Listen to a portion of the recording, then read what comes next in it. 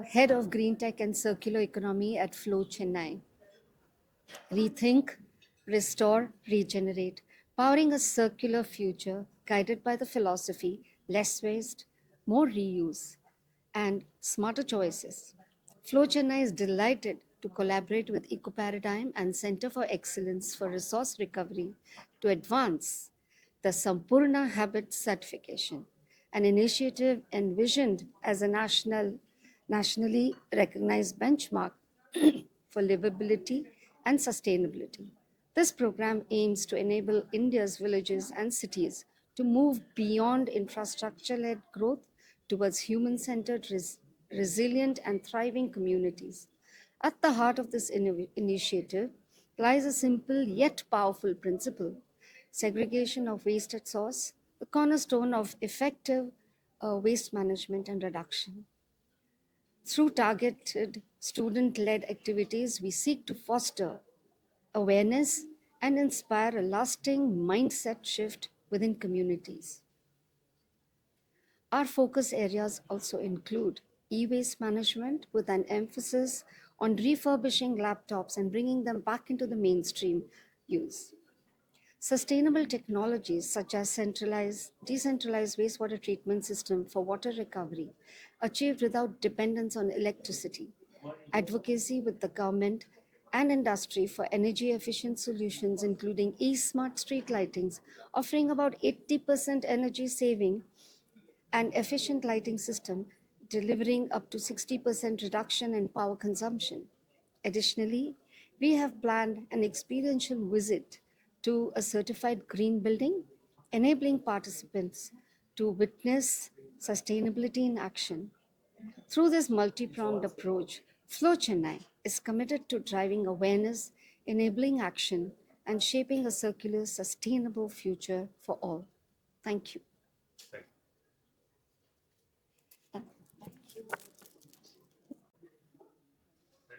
Okay.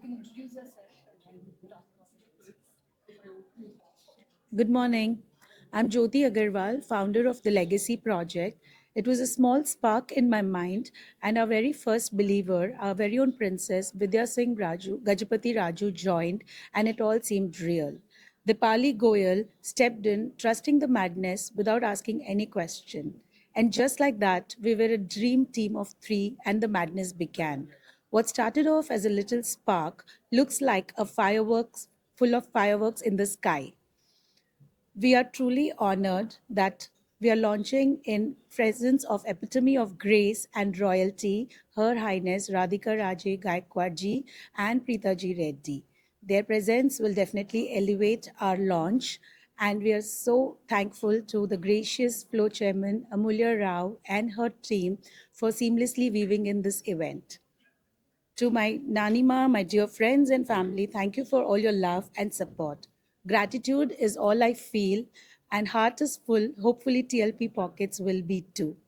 TLP, the Legacy Project. Legacy Project is a curated platform dedicated to celebrating heritage, craftsmanship, and timeless cultural initiatives.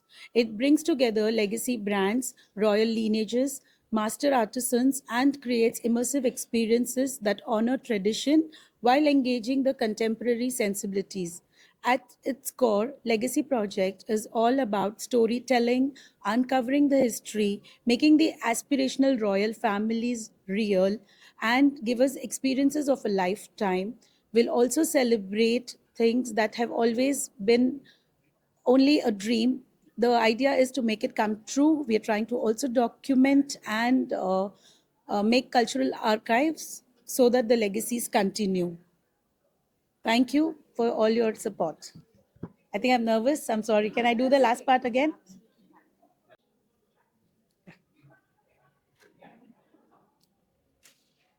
Okay.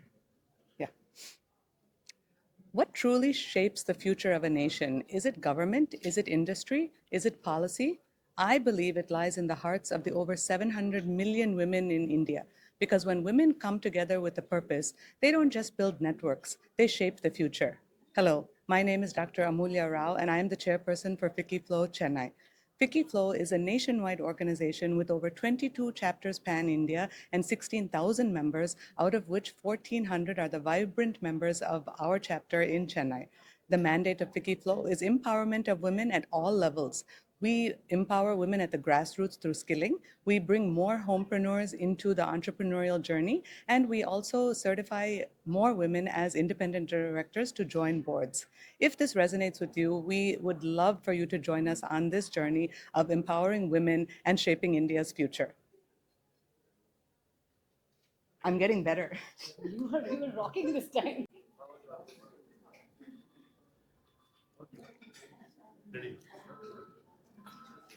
My name is Jyoti Thomas, and I'm heading along with Harsha Sajnani for the Wellness and Life Skills. This is a very new initiative, which is not truly the clinical part of health, but this is an overall wellness where we connect with women, children, youth who are all 16 plus. The idea of life skills and wellness is to reach out to women to make sure that they are able to take it on to their livelihood skills. And the interesting part of this particular initiative is we collaborate with all the other initiatives. So, wellness in terms of mentally, not the medical part, the goodness of how we take it forward, and where we can take the women in terms of career guidance. Everything comes under life skills and wellness. And this is going to be a great year for us at Flow Chennai 26-27. Thank you.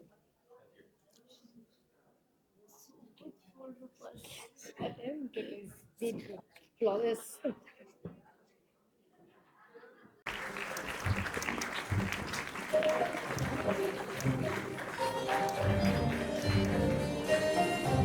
We now present the much-awaited moderated conversation, an exchange that promises depth, insight, and tradition.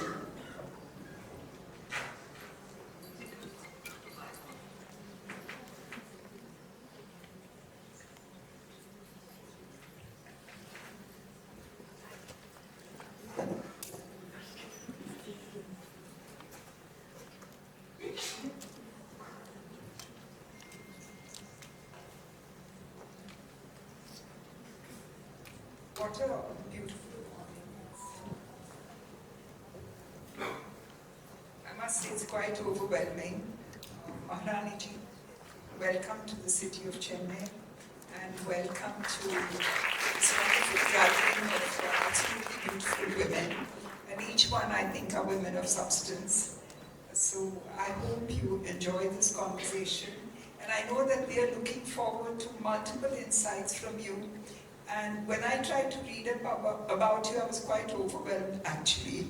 But you must forgive me if I don't bring out the complete depth, the beauty, the grace, and the way you carry the legacy with so much ease. So thank you for being there. And thank you all for the invitation. I've never interviewed a Royal Highness before, so if I'm not saying that it's much easier talking in a hospital environment with doctors, but now, in her presence, I think I'm like, it's going to take me a little bit of time. But having said that, I think it's one of the best things ever, and that the book was beautifully put together, so thank you for showing us those lovely slides, the women at Flows. Amulya, thank you for that. So Her Royal Highness Maharani Radhika Raje Gaikwad of Baroda, what a presence. And they say that the Royal Palace of Baroda is probably the world's largest single private residence. So it must be very hard to, I know all of us find it hard even to manage our own little infrastructure. But having said that, I'd love to hear from you, and I'm sure everybody here would. How do you do it with so much of elan, with so much of grace, and the thoughtfulness of carrying legacies forward? Maharani ji, could you just enlighten us on that? Thank you, Preeta ji, for that lovely introduction. Thank you, Amulya. Thank you, Vidya ji, for having me. Thank you for showing up in such large numbers to see this interaction. today morning. Coming back to your question about living in a house of that size and how daunting it may be. It is. I think we all, as women, understand what it is to run a household, and when that household is, 10 times or maybe 20 times the size of a regular house, and you have, and it's an aging house. It's about 130 years old. There are only 3 adults living in it. My 2 daughters are now away, and it's a beautiful home. But it's also, you're mindful of the fact that it's a museum quality monument, and you kind of try to call it a home, but it has a very overpowering personality. It's like an aging old grandmother-in-law you're living with, and you kind of, working around that. So you have great respect for her, but she's also unyielding, so and has a very strong personality. So for the longest time, my challenge was, I would, as a young married girl, you want to do up the house the way you have imagined your own home and your kitchen, and you kind of put up souvenirs from your travel, and nothing would just go and fit in that house. So at some point I just gave up. And but it has so much to offer in the space that it is, that it's been such a happy home for me, for my children. There's so many memories associated with that. Every corner has a memory, and it's so open and vast. It's a very large estate. My husband has created a beautiful golf course around, but we have wildlife there. We used to have jackals, we have porcupine, we have tortoises, we have birds, we have hornbills to ibis to owls and deer sometimes. And it's to be living in that environment is very beautiful, where nature and heritage are so beautifully coexist. And it's little like kind of you go back in time when you step into that space. So it's extremely challenging to look after a home with this kind of legacy, and that it's up to 2-3 people to keep this heritage alive for, which represents India and craftsmanship and what vision India used to have, and save it for generations in the future to feel proud of. I think that sometimes feels daunting, but for most other parts, it's home, and we are very, very, happy to call it home. My daughter who's sitting here, she still visits in a scooty. So from her room to the dining room or wherever, there's a scooty. That says it well. It's hard to explain it, but yeah, that's how it is. I guess in a way, you get your 10,000 steps then by looking after the house. Perfect. You were born a princess of Wankaner, and now, of course, Maharani of Baroda, 2 extraordinary lineages. What does it truly mean to you to be a royal in today's India? Is it a title? Is it a calling? Or above all, is it a responsibility to carry a living legacy forward? I think, Pritaji, it means very individual things to different people. I think for some it could mean a title, it could mean a heritage that their family has stood for, and a deep sense of identity emerges from it. For me, I take it very lightly. I don't refer to myself as a Maharani. Of course, if people refer to me, I accept it with grace, but I don't see myself in any capacity as a Maharani, because the title is defunct. I think if you continue to live in that concept of an identity which has been dissolved for almost 100 years, 80 years, I think you will not be able to adapt and remain relevant.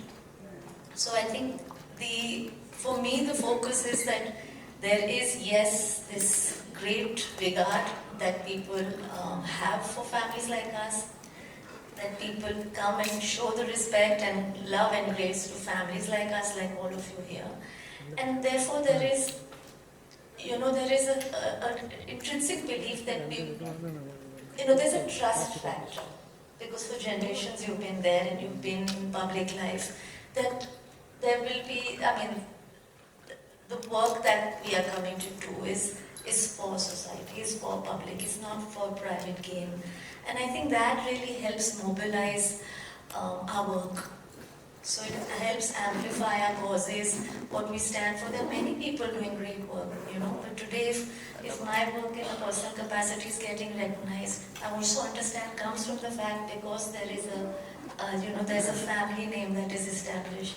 So that reputation has been established. So I think what royalty today is that there is an establishment of trust, a reputation, a character, and that helps us to work and recalibrate what needs to